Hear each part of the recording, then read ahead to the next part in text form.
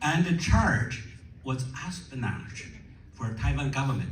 And we obtained official document from Taiwan government saying that my brother never did any espionage for Taiwan government. So still, after nearly 24 years, he's still in solitary confinement, and his health and mental condition has been deteriorated.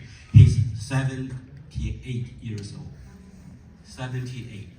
Over that period of time, our parents passed away, and unfortunately, believe it or not, my sister passed away yesterday. He doesn't know.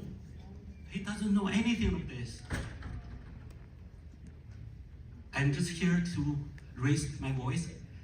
I'm pretty sure we are going to support all the human rights, freedom fighters, are we? And thank you so much.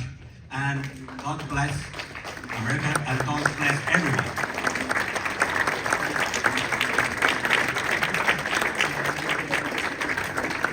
Thank you.